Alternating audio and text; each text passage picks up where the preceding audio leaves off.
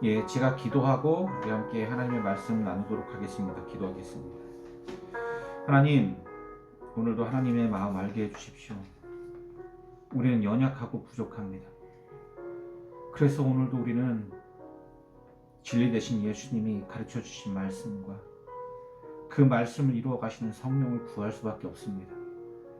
성령 없이 아무것도 아닌 저를, 또한 저희를 하나님 이 시간 불쌍히 여겨주시고 당신의 마음과 뜻에 합할 수 있도록 우리를 인도하여 주시옵소서. 하나님, 우리 믿음의 선배들이 엄청난 환난과 공고와 핍박과 어려움 속에서도 예수님 하나만 바라보고 살아왔던 것처럼 우리 또한 정말 예수님만 바라보며 살 수 있는 인생을 허락해 주시고 어떤 환경 속에서도 십자가의 예수님을 부인하지 않는 저희 공동체 되게 하여 주시옵소서. 하나님, 저희들 부족해서 때때로 예수님 부인하고 절망하고 때로는 낙심되고 주저앉아도 그곳에 함께 하시는 하나님 아버지의 마음, 그 마음으로 우리의 있는 이 모습 그대로 하나님 받아 주시옵소서. 주님께 모든 것들을 맡기며 사랑하신 예수님의 이름으로 간절히 기도했습니다. 아멘. 예, 우리 함께 하나님의 말씀 나누도록 하겠습니다. 저희 공동체가 나눌 하나님의 말씀은 마태복음 13장 1절부터 3절까지 말씀입니다. 제가 본문 메시지 봉독하도록 하겠습니다. 신약성서 20페이지에 있습니다. 마태복음 13장 1절부터 3절까지 말씀입니다. 그날 예수께서 집에서 나가사 바닷가에 앉으심에 큰 무리가 그에게로 모여 들거늘 예수께서 배에 올라 앉으시고 온 무리는 해변에 서 있더니 예수께서 비유로 여러 가지를 그들에게 말씀하여 이르시되 씨를 뿌리는 자가 뿌리러 나가서. 아멘. 오늘 본문의 제목은 씨 뿌리는 자입니다. 씨 뿌리는 자라는 제목으로 함께 하나님의 말씀 나눠보도록 하겠습니다. 여러분, 오늘 본문 메시지는 너무너무 유명한 메시지입니다. 그리고 오늘 본문 메시지는 여러분 잘 아시는 것처럼 마가복음 4장 1절부터 9절, 누가복음 8장 4절부터 8절까지 그대로 동일하게 나와 있는 말씀입니다.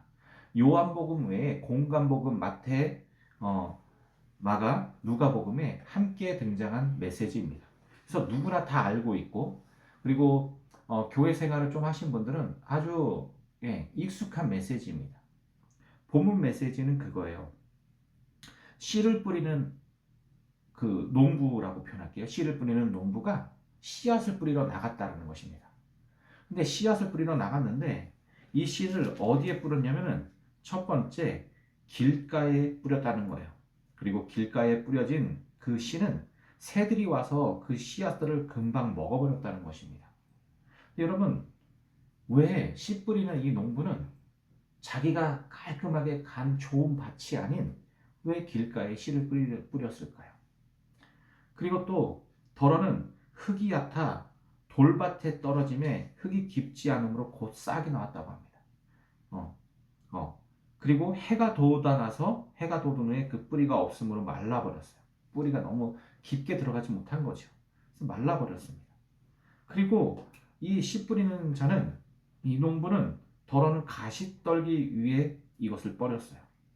여러분, 고대 사회에 이 씨를 이렇게 막 뿌리는 것은 쉽지가 않습니다. 왜냐하면 이 씨의 씨앗이라는 것도 굉장히 귀한 것이기 때문에 옥토밭에 잘 뿌려야 돼요.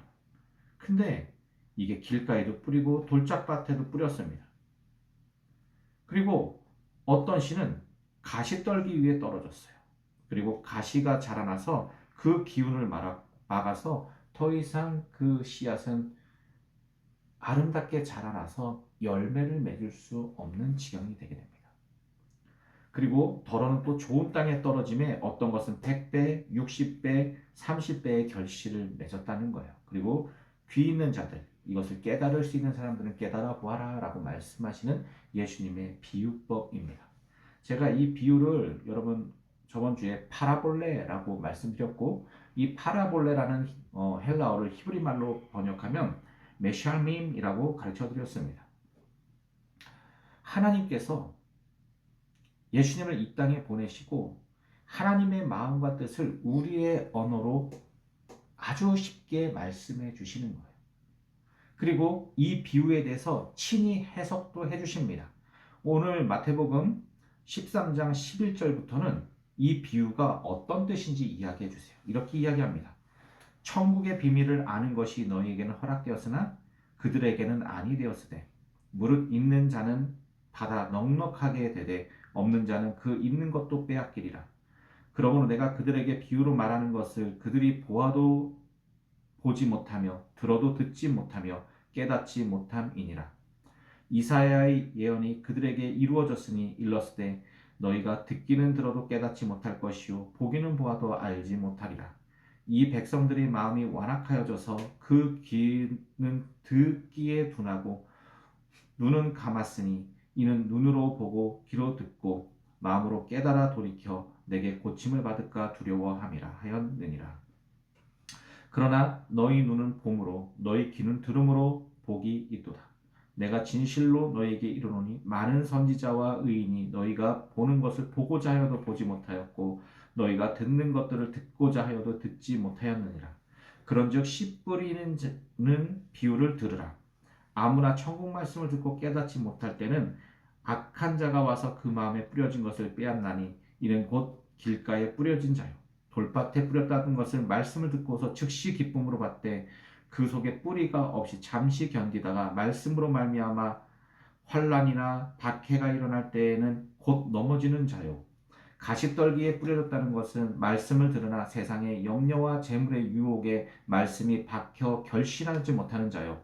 좋은 땅에 뿌려졌다는 것은 말씀을 듣고 깨닫는 자니 결실하여 어떤 것은 100배, 어떤 것은 60배, 어떤 것은 30배가 되느니라 하시더라. 이렇게 보면은 우리나라 성경은 이렇게 두 가지로다가 이 비유에 대해서 해석해요. 첫 번째는 좋은 땅이 있다. 두 번째는 나쁜 땅이 있다라는 거예요. 이 나쁜 땅이 바로 길가, 돌짝밭, 그리고 가시밭입니다. 이 나쁜 땅은 우리들의 마음을 이야기해요. 그래서 이 하나님의 말씀을 잘 듣고 정말 이 말씀대로 사는 사람들은 30배, 60배, 100배의 결실을 맺는 삶을 산다는 거예요. 그죠?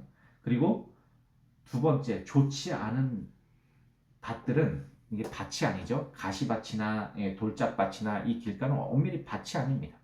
그곳에 뿌려진 씨앗은 결국 열매를 맺을 수 없다는 이야기입니다. 그리고 우리는 이렇게 늘 들었어요. 그래서 우리는 좋은 땅이 되어야 합니다. 근데 여러분, 우리 스스로 좋은 땅이 어떻게 될 수 있습니까? 여러분, 좋은 땅은 반드시 농부가 밭을 일구고 가꿔야지만 좋은 땅이 돼요. 절대로 농부의 손길이 닿지 않는 땅은 좋은 땅이 될 수가 없습니다. 밭을 개간하고 안에 있는 돌뿌리들을 걷어내고 그 땅에 옥토밭을 만들기 위해서 수많은 잡초들을 다 뽑아내야 하고 주변에 있는 엉겅퀴들이나 이 가시 같은 이 밭을 해치는 작물들은 다 뽑아내야 합니다. 그것을 쉬지 않고 해야 돼요. 그래서 이 밭, 우리의 마음 밭은 우리가 개간할 수 없습니다. 오직 성령이 임하실 때, 오직 하나님의 말씀이 임하실 때, 오직 하나님의 능력으로 가능한 거예요. 농부의 역할입니다. 근데 우리는 그것을 여태까지 우리 스스로 하려고 했어요. 나의 삶은 좋은 밭을 만들어야지. 노력해야지. 여러분, 하나님의 나라는 우리의 노력과 우리의 힘과 우리의 능력으로 결단코 이루어낼 수 있는 것이 아닙니다. 하나님의 나라와 뜻과 의는 오직 하나님만 이루세요. 그래서 이 이야기를 다시 정리하면 뭐냐면은 하나님께서 돌짝밭, 길가, 가시밭과 같은 우리의 마음을 개간해 주신다는 것입니다. 하나님이 하신다는 거예요. 사람으로는 할 수 없으되 하나님이 그것을 가능하게 한다는 것입니다. 여러분, 저도 사역자로 참 오래 살았지만 정말 사람 안 변합니다. 제 자신도 마찬가지예요. 사람 안 변해요. 사람이 변화한다는 것은 정말 쉽지 않습니다. 제 자신을 돌아볼 때도 정말 변하지가 않아요. 근데 제가 변화될 때가 언제냐? 하나님의 말씀 앞에 섰을 때예요. 성령이 나의 마음속에 오셔서 나의 이 죄된 것들을 깨닫게 하시고 조명해 주실 때 비로소 내가 죄인임을 깨닫게 되는 것입니다. 여러분, 여러분을 변화시킨 것이 무엇입니까? 한번 여러분의 인생을 돌아보십시오. 여러분의 인생을 누가 변화시켰습니까? 여러분 스스로 변화시켰습니까? 주변에 어떤 좋은 환경들과 좋은 친구들이나 어떤 사람들이 변화시켰습니까? 아니요. 아니요. 나를 변화시킬 수 있는 것.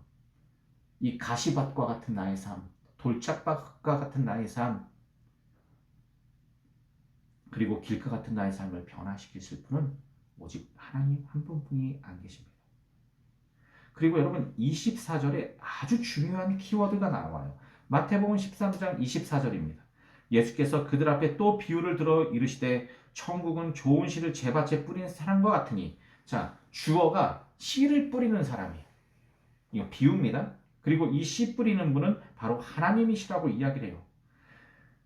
천국은 좋은 씨를 제밭에 뿌린 사람과 같으니 사람들이 잘 때에 그 원수가 와서 곡식 가운데 가라지를 덧뿌리고 갔더니, 자, 아까는 이제 밭에 이게 씨앗들이 떨어지지 말아야 될 땅에 떨어졌어요. 이번 좋은 땅에도 와가지고 가라지를 뿌리는 하나님의 대적자들. 여러분 제가 잘 말씀드렸죠? 사탄이라는 뜻은 하나님 반대편에서라는 뜻을 갖고 있습니다. 하나님 반대편에서. 그 사탄의 무리들이 와가지고 사람들이 잘 때 그 원수가 서 곡식 가운데 가라지를 덧뿌렸어요. 예. 그 좋은 땅에 함께 자라지 말아야 될 것들을 다 뿌리고 간 거예요. 싹이 나고 겨실할 때 가라지도 보이거늘 집주인이 종들이 와서 말하되 주여 밭에 좋은 씨를 뿌리지 아니하셨나이까? 그런데 가라지가 어디서 생겼나이까? 주인이 이르되 원수가 이렇게 하였구나. 종들이 말하되 그러면 우리가 가서 이것들을 뽑기를 원하시니까? 주인이 이르되 가만두라. 가라지를 뽑다가 곡식까지 뽑을까 염려하노라. 둘 다 추수 때까지 함께 자라도록 두라. 추수 때 내가 추수꾼들에게 말하기를 가라지는 먼저 거두어 불사르고 단으로 묶고 곡식은 모아 내 곡간에 넣으리라 하리라.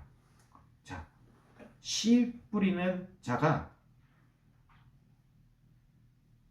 1절부터 23절까지는 나쁜 땅에도 씨를 뿌렸어요. 그리고 24절부터 30절까지는 좋은 땅에 가라지가 덧붙여졌어요. 근데 보통 여러분 그 우리 한국 같은 경우에는 모내기를 할 때 그 이 쌀 이삭을 심어서 이들이 자라날 때 옆에 그 뭐라 그러죠? 그 뭐라 그러죠? 갑자기 생각이 안 나네. 그래서 그걸 뭐라 그러죠? 쌀하고 같이 자라는 식물? 아빠가 갑자기 생각이 안 나. 보리 말고 쌀하고 같이 자라나는. 그 갑자기 생각이 안 나네요. 견가요? 겨라 그러나? 갑자기 생각이 안 나네요. 우리나라도 쌀을 논에 쌀 이삭을 심으면 같이 자라나는 식물들이 있어요. 그럼 그거를 농부들이 제때 가서 계속 뽑아냅니다. 저도 어렸을 때 그것들을 했어요.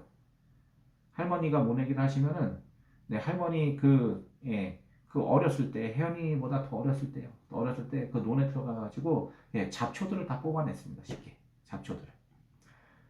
근데 그냥 두라는 거예요. 그냥 두라는 것입니다. 그냥 어린 싹 때 뽑지 말고 그냥 두라는 거예요. 이것도 되게 이상한 겁니다. 일반적인 농부들은 들어가서 밭에 있는 좋지 않은 것들을 다 뽑아내요. 근데 그냥 두라는 거예요. 결실할 때까지.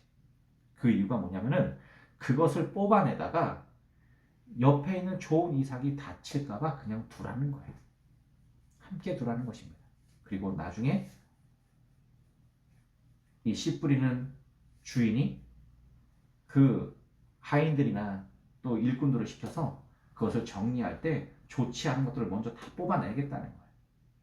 그리고 그것은 불사르고 좋은 밭에서 따른 그 아름다운 이삭들은 곡간에 모인다는 이야기입니다. 근데 이 두 비유 다 주어가 뭐냐면은 씨 뿌리는 자라는 거예요. 이 두 번째 비유는 하나님께서 한 영혼을 이토록 소중하게 여기신다는 것입니다. 비록 우리의 삶이 아름답고 깨끗하고 옥토 같은 땅에서 아름답게 자라나지 않고 옆에서 사단의 유혹과 시험과 오만 그냥 막 들끓는 이야기들이 계속 우리의 삶에 하나님 만날 때까지 계속될 수 있다는 거예요. 하나님 두라는 거예요. 왜 그럴까요? 왜? 오히려 그것이 우리를 보호하기 위해서래요.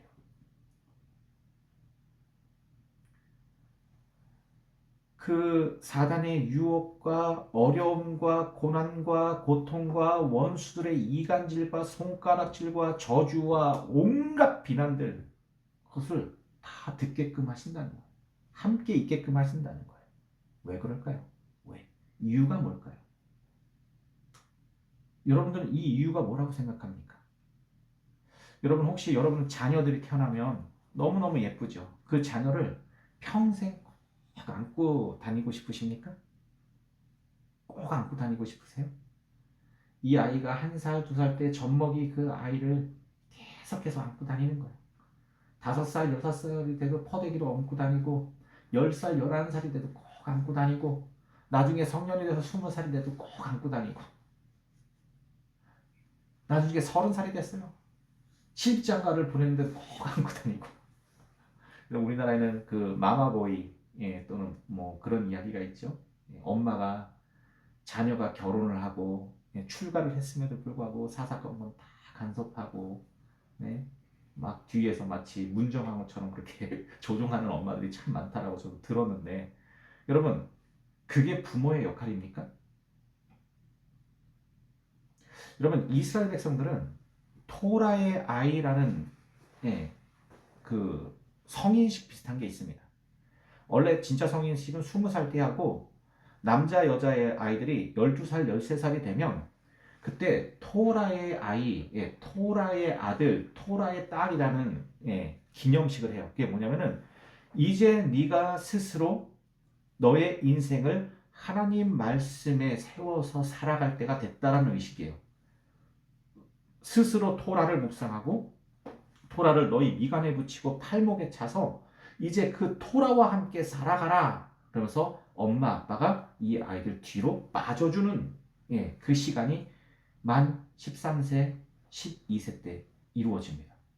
그러면 이 아이들이 20살까지 스스로 토라를 묵상하고 연구하고 그 토라 앞에 자신을 돌아보면서 살아요. 그리고 20살 때 되면 그 토라가 정말 자신을 지키게끔 합니다. 그리고 그때부터는 이 아이들은 성년이에요. 자기 스스로 자기의 인생을 하나님의 말씀으로 살아가야 하는 것입니다. 그리고 이 아이들은 이제 부모 품을 떠나게 됩니다. 그리고 부모가 살아왔던 그 위험한 세상에 터벅터벅 첫 발을 내디겠죠. 우리나라 남자들은 군대라는 곳에 가야 되고 또 여자들은 산업 현장에 첫 발을 또 내디뎌야 하고 이 생을 살아가면서 오만 모진 시련과 아픔과 고통을 다 당하는 것입니다. 근데 이 아이가 스스로 그것을 이겨낼 힘들을 길러 주는 거예요. 여러분 제가 다시 한번 이야기하지만 항상 빛은 어둠을 이깁니다. 되게 이분법적으로 들릴 수 있겠지만 여러분 이것은 사실입니다. 지금 여기 캐나다는 여러분 7시죠. 벌써 한 5시 정도 되면 어둑어둑해지고 6시면 암흑이 찾아옵니다. 근데 여러분 그거 아세요? 깊은 암흑이 찾아오면 찾아올수록 사람들이 켜놓은 저 창밖에 그 불빛들 너무너무 아름답습니다. 크리스마스 튜리 같아요. 어둠이 찾아와야 그 작은 빛들이 보여요. 여러분 햇빛이 강력하게 비쳐 있을 때는 저 가로등 빛이나 다른 집에서 핀 그 작은 전구의 빛들이 잘 보이지 않습니다. 강력한 빛 아래 작은 빛들은 잘 드러나지가 않아요. 근데 이 빛들이 이 작은 빛들이 분명하게 또렷하게 드러날 때가 언제냐? 어둠이 찾아왔을 때입니다. 어둠이 깊으면 깊을수록, 어둠이 강력하면 강력할수록 빛은 더 또렷하고 분명하게 자기의 정체성을 드러냅니다. 낫더라 그까지 사탄, 낫더라 나의 사랑하는 아이들이 그것을 이긴다. 왜냐하면 그들이 나의 사랑을 입었기 때문이다. 이 비유를 말씀하시는 거예요. 아, 나 좋은 땅 돼야지. 아, 나 오토바 돼야지. 그것을 말씀하시는 것이 아닙니다. 우리를 창조하시고 만드신 하나님이 우리의 친히 농부가 되어주시고, 우리의 삶에 있는 돌짝밭들을 거두어내시고, 가시밭을 치우시고 경작하시고, 길가를 다시 옥토밭으로 만드신다는 거예요. 그리고 그 가운데 뿌려진 모든 씨앗은 하나님이 뿌리시고 지키신다는 것입니다. 여러분, 이 이야기는 아마 여러분들이 이 비유 들으면서 처음 듣는 소리일 수 있어요. 하지만 우리 하나님의 마음은 분명 그렇습니다. 여러분, 여기 자신 있게 내 스스로 나는 옥토밭입니다라고 나올 분들 누구 계세요? 나는 정말 순전하고 성결하고, 나는 정말 1.1의 흠도 없고, 나는 정말 아름다운 옥토밭입니다. 나의 인생은 30배, 60배, 100배의 결실을 맺는 정말 하나님 보시기에 아름다운 존재입니다. 뛰쳐나와 보십시오. 제가 한번 점검해 보게. 제가 한 일주일만 괴롭혀도 다 나가 떨어질걸요? 아니, 일주일이 뭡니까? 제가 돌변해서 아주 그냥 악마처럼 변해서 딱 30분만 이상한 짓 해도 다 떠날걸요? 우리는 우리 스스로 옥토밭이 될 수 없습니다. 옥토밭을 만드시는 이는 오직 씨를 뿌리시는 농부이신 하나님의 권위이며 하나님의 영역입니다.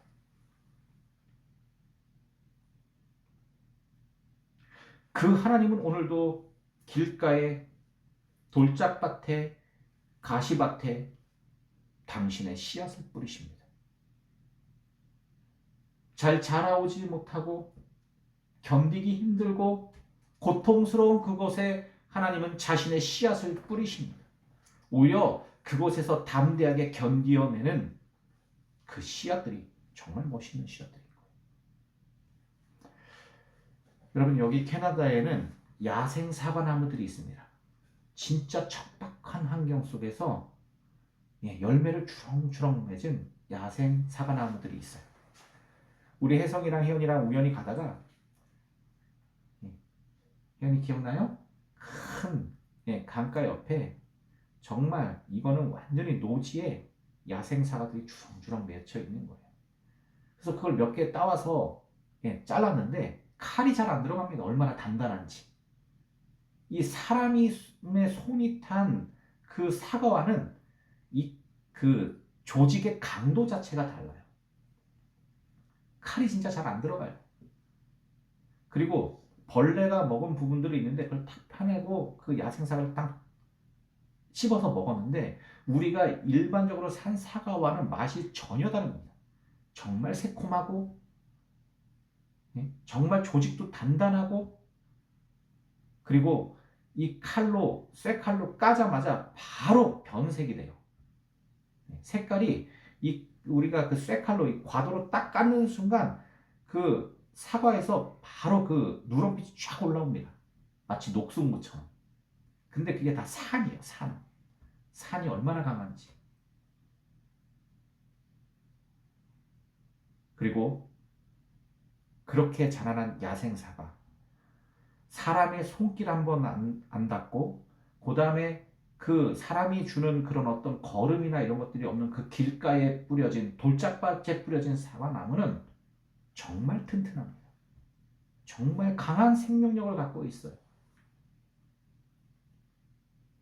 비록 과수원처럼 인간의 손길로 흐드러진 과수원을 만들 수는 없지만, 그 드넓은 돌짝밭의 길가에 우두커니 서 있는 한 그루의 사과나무는 우리의 시선을 분명하게 사로잡았습니다. 그리고 당당하게 그 사과나무는 이 가을에 결실을 맺었습니다. 나는 사과나무야 라는 존재를 확실하게 보여주는 거예요. 주렁주렁 맺히는 사과나무. 비록 그 사과는 사람이 가꾼 것처럼 맛이 있는 것은 아닙니다.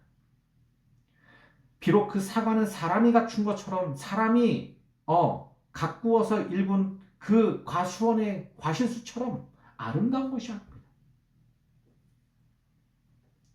상품 사과들이 아니에요. 여기저기 벌레가 먹혀 있고 맛도 그렇게 막 맛있는 것은 아니고 보기에 좋은 것은 아니지만 분명히 그 사과나무는 그 돌짝밭에서 그 광야에서 분명하게 살아남아 사과나무로 존재하고 있었습니다. 사랑하는 성도 여러분, 하나님은 오늘도 길가의 돌짝밭에 가시밭에 씨를 뿌리십니다. 비록 그 씨는 1%도 안 되는 정말 옥토밭에 뿌려진 것보다는 정말 자라놓을 수 없는 환경 속에서 1%도 안 되는 그 존재로 그 삶을 견뎌낼 것입니다. 그리고 언젠가는 그 땅에서 그 씨는 열매를 맺을 것입니다. 혜성이도 기억나는 사과나무? 그 낭떠러지 돌짝밭에 길가에 우두커니 서 있던 사과나무? 그 사과나무 밑에 있었던 곰의 똥도 기억이 나요? 곰의 배설물도? 우리 혜연이가 골랐어요. 가장 큰 거 따달라고. 제가 위험물을 쓰고 그 낭떠러지에 있는 사과나무에 있는 사과를 땄습니다. 와서 깎아줬더니 맛은 없지만 너무너무너무 색다른 경험이었지, 혜연아. 사랑하는 성도 여러분, 하나님이 밭을 만드신다는 것을 잊지 마십시오. 농부가 땅을 일구는 거예요. 땅 스스로 좋은 땅이 절대로 될 수 없습니다. 땅을 일구시는 분은 농부십니다. 그리고 여러분, 고대 사회는 제가 저번 주에도 말씀드렸는데 이 땅이라는 것이 그 팔레스타인 지역에 여러분 잘 아시는 거, 이 제주도랑 비슷해요. 돌이 많은 그 제주도, 그 돌이 다 어디서 나오면 땅을 파면 그 돌이 다 나오는 거예요. 그러니까는 밭을 하나 만들면 그 밭에서 나온 돌로 밭 주변에 울타리를 칠 수가 있습니다. 그래서 돌땅이 제주도에 그렇게 많은 거예요. 팔레스타인도 비슷해요. 그렇게 만든다면 그 안에 그 길이 생기고, 그리고 가시나무가 피어오르는 곳이 생기고, 예, 그 가운데 그렇게 척박한 땅들이 같이 얽혀설켜 있는 것입니다. 그런데 우리 하나님은 좋은 땅에만 씨를 뿌리는 것이 아니라 그 모든 땅에 씨를 뿌리신다는 거예요. 그리고 결국 하나님이 뿌린 그 땅을 하나님은 분명 개간하신다는 것입니다. 그렇기 때문에 우리가 좋은 땅이 되려고 노력하는 것이 아니라 오늘도 하나님의 열심히 땅을 개간하고 개척해 가신다는 것을 우리는 명심해야 합니다. 여러분, 땅을 히브리어로 아드마라고 부릅니다. 아드마. 이 아드마라는 이 땅에 대한 의미는 티끌이라고도 표현됩니다. 티끌, 먼지. 우리 현이가 오늘 이불을 탁 터니까 먼지가 쫙 일어났어요. 그것을 아드마라고 불러요. 먼지. 하나님은 그 아드마, 흙에게 명령하십니다. 그 아드마에게 아담아라고 명령하십니다. 그랬더니 이 티끌이, 이 먼지가 하나님의 말씀 앞에서 사람이 됩니다. 그래서 그 사람을 아담이라고 합니다. 그래서 이 사람 아담은 아드마에서 파생된 단어입니다. 그리고 이 사람은 다시 흙으로 돌아가야 되는 존재입니다. 아담은 다시 아드마가 되어야 해요. 하나님은 오늘도 땅을 창조하셨습니다. 이 아드마를 창조하셨어요. 그리고 그 아드마 위에 아담을 두셨습니다. 그리고 그 아담을 너는 나의 형상이며 나의 백성이며 나의 자녀다라고 선언하십니다. 그리고 그에게 하나님이 창조하신 땅을 보여주십니다. 이 땅을 개간하고 가꾸고 다스리고 나의 마음과 뜻으로 이 땅을 정복해라. 어둠과 빛, 어두움과 사단과 온갖 속임수와 거짓과 탐욕과 음란이 가득한 이 세상 가운데 나의 마음으로 정복해라. 사랑과 평화와 온유함과 애통함과 거룩함과 정결함과 순전함으로 정복해라. 근데 그 힘과 능력은 우리에게 없습니다. 그 힘과 능력은 오직 하나님께 있습니다. 여러분, 이 마태복음이 기록될 당시의 시대적인 상황과 배경 제가 수없이 이야기했습니다. 로마가 세상을 집권하고 있었습니다. 그 로마, 팍스 로마, 모든 길은 로마로 통한다. 모든 문화와 문명 또한 로마로부터 와서 로마로 흘러간다. 그 로마의 문명, 팍스 로마의 권세는 분명한 칼과 힘과 잔혹한 권세의 힘이었습니다. 그리고 그 로마의 문화와 문명은 한없이 음란했습니다. 여러분, 로마 신화 보세요. 그리스 로마 신화. 그리스 로마 신화의 신들은 그냥 인간보다 힘센 죄 많은 신들의 전쟁에 불과합니다. 인간보다 힘있고 능력 있는 신들의 전쟁, 신들이 서로 싸우고 죽이고 질투하고 서로 막 인간들 막 괴롭히고, 그것이 그들의 정체성이었어요. 신들도 그렇게 하는데 그 정체성을 가진 인간들이 똑같이 합니다. 이 땅에서 하나님이 만드신 아드마에서 온갖 더럽고 지저분하고 손가락질, 멍해, 살인, 살생, 암살과 독살의 연속이었습니다. 그 팍스 로마가 만든 세상, 암살과 독살의 연속이었습니다.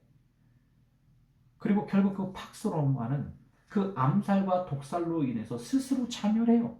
그렇게 한순간에 팍스 로마는 끝이 났습니다.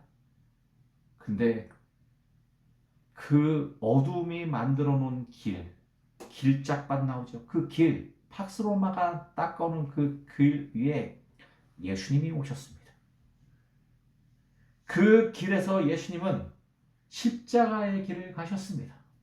팍스 로마가 만들어 놓은 가장 강력한, 가장 무서운 그 십자가를 향해 가셨습니다. 하늘의 영광을 버리고 그 하나님과 동등된 그분이 이 땅에 작고 천한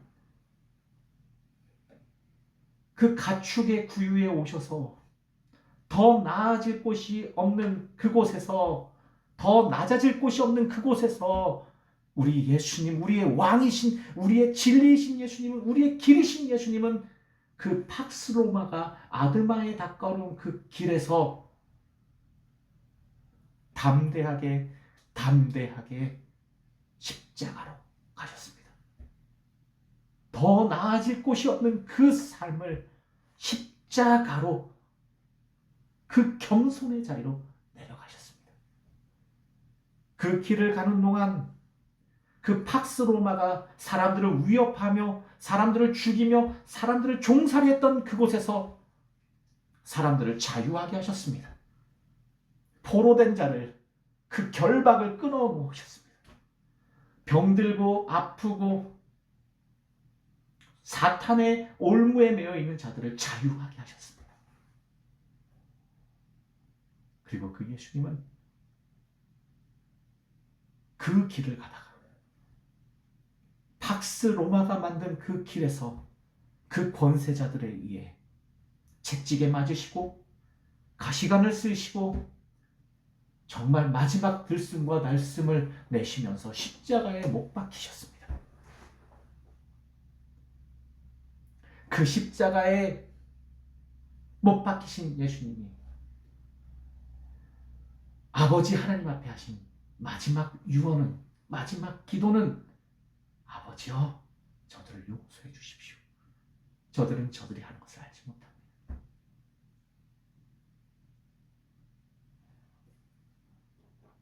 이 예수님의 길이, 이 아드마에 펼쳐진 길 가운데 우리 아담이 가야 될 길입니다.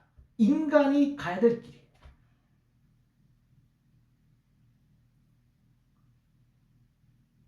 그래서 하나님은 가라지를 뽑지 말고 그대로 두어라 말씀하시는 것입니다. 왜냐하면 하나님의 백성인 알곡들이 찬란하게 빛을 발해서 그 가라지 가득한 세상 속에 더 하나님의 백성된 그 존재를 더 드러낼 수 있기 때문입니다. 어둠이 강력할수록 빛은 더 또렷하다. 이것을 우리들에게 들려주시는 메시지가 바로 오늘 이 땅의 비유인 것입니다. 여러분 염려하셨습니까? 나는 나의 마음 항상 돌짝밭 같은데, 나의 인생 항상 길가 같은데, 하나님 저 어떤 벌레문도 못한 나는 오늘도 이렇게 가시떨기에 떨어진 인생인데, 하나님, 여러분 염려하지 마십시오. 그 씨를 하나님이 뿌리셨습니다. 하나님이 뿌리셨습니다. 하나님이 여러분들을 그곳에 두셨습니다. 지금 한국에서 우리 사랑하는 성도님들이 걱정이 많아요. 목사님 아프신데, 사모님도 아프신데 빨리 돌아오라고. 빨리 돌아오라고.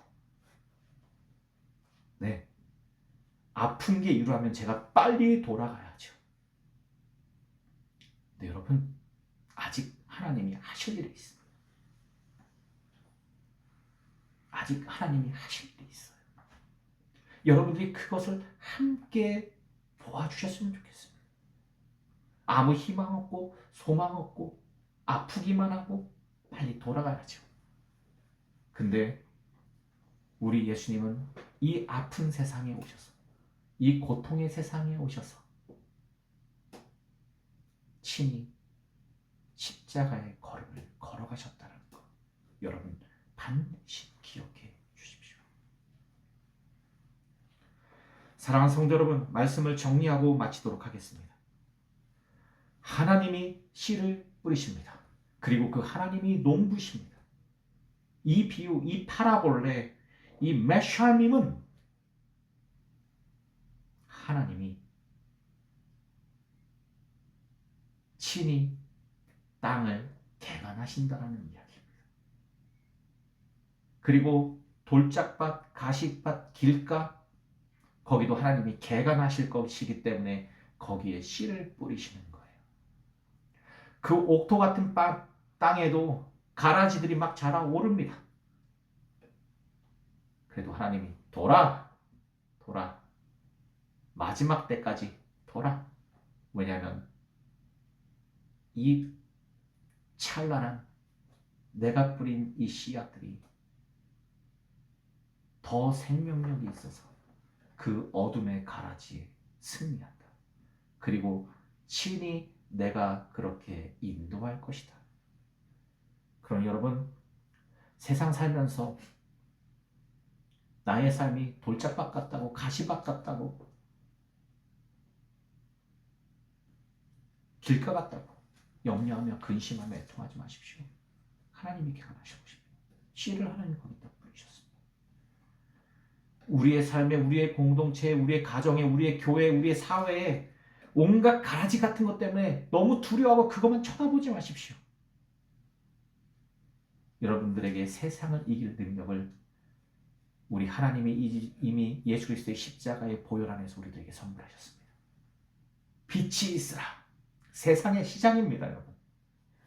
하나님이 이 공허하고 혼돈과 흑암과 어둠이 가득한 이 땅에 빛이 있으라 선언하셨습니다.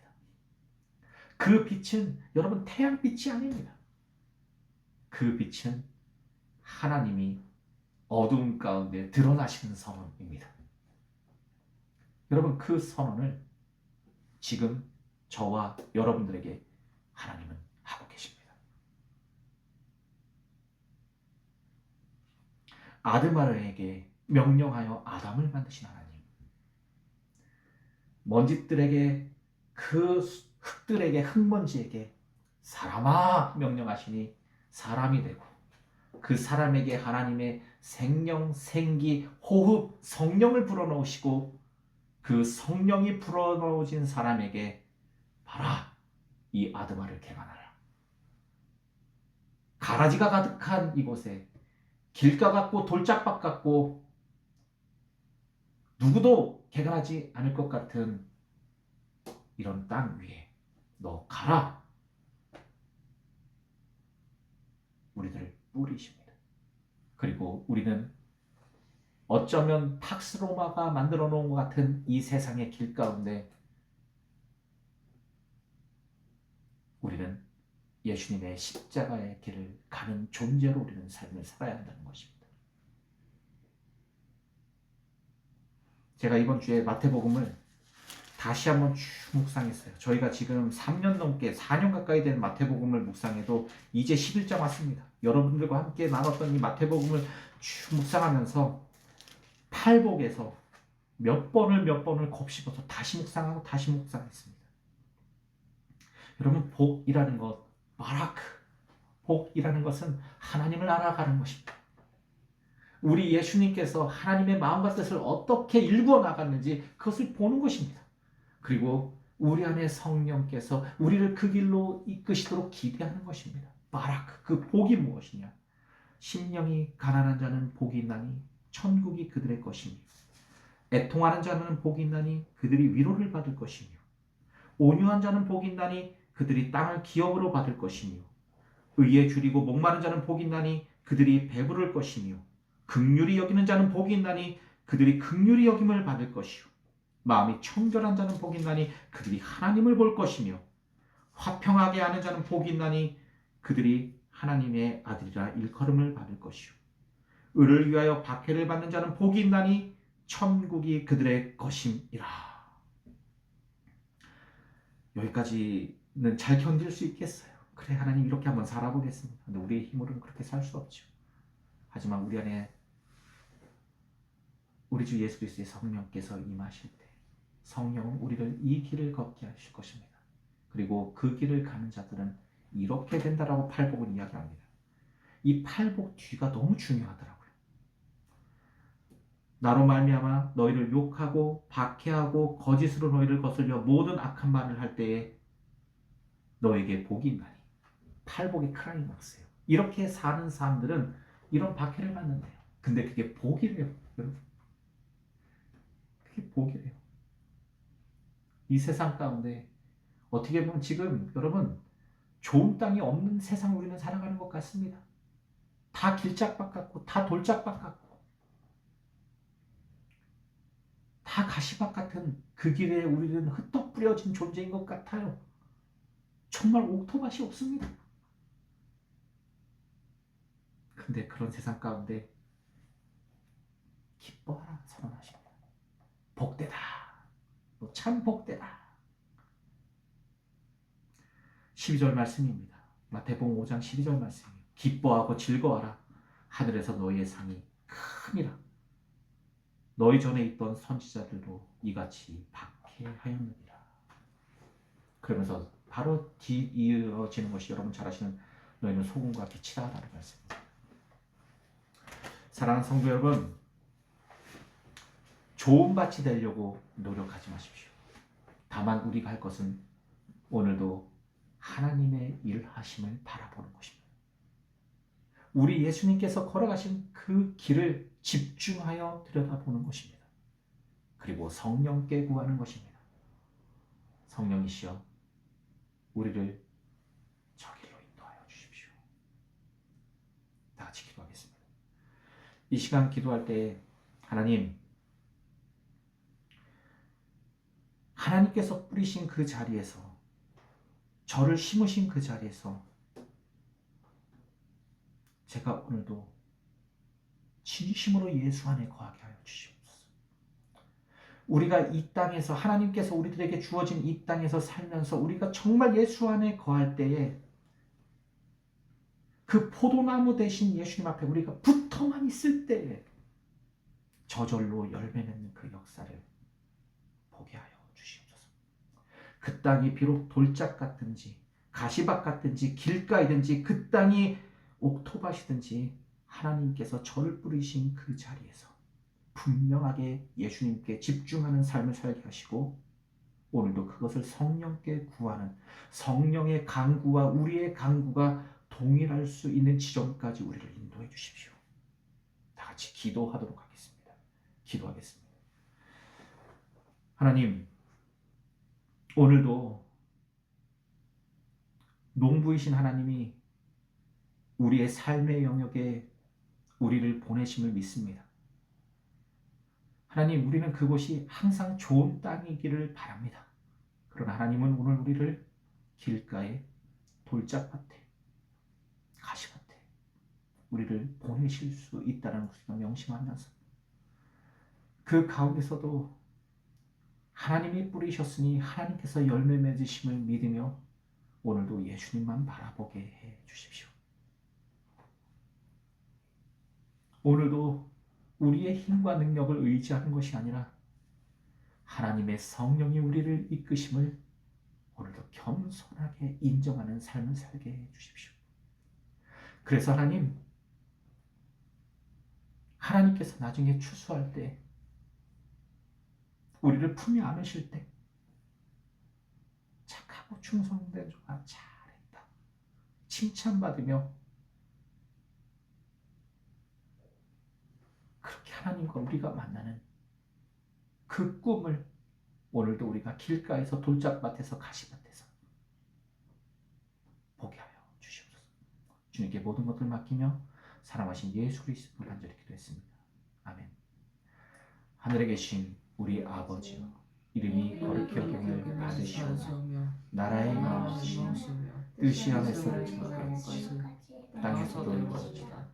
오늘날 우리에게 일용할 양식을 주옵시고 우리가 우리에게 죄 지은 자를 사준 것 같이 우리의 죄를 사하여 주옵시고 우리를 시험에 들지 말게 하옵시며 다만 악에서 구하소서. 나라와 권세와 영광이 아버지께 영원히 있사옵나이다. 아멘. 사랑하는 성도 여러분, 저희 교회의 표어는 여러분 잘 아시는 것처럼 성령을 따라 움직이는 교회입니다. 그 운동성을 위해서 여러분 우리는 건물을 일찌감치 포기했습니다. 지금은 여러분 헌금도 포기했습니다. 건물과 헌금을 다 내려놓고 우리가 이렇게 오늘도 존재하는 것은 하나님의 도우심만 바라보기 때문입니다. 비록 이 길이 어렵고 힘든 길입니다. 그러나 하나님은 우리를 10여 년이 넘도록 이렇게 인도해 오고 계십니다. 어쩌면 우리 교회의 사명은 좋은 밭에 뿌려진 씨의 사명이 아닐 수도 있습니다. 길가에, 돌짝밭에, 가시밭에 뿌려진 그 길을 우리 순종으로 살아가는 저와 여러분 되셨으면 좋겠습니다. 감사합니다. 예배 마쳤습니다.